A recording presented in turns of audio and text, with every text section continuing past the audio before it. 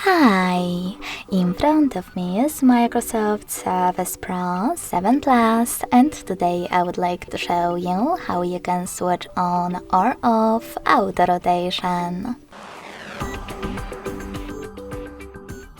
Begin by going into Devices Settings and clicking on System section at the top. Following that, select Display and scroll down just a bit to access Rotation Lock. When you find it, click on the switcher next to it to switch it on or off.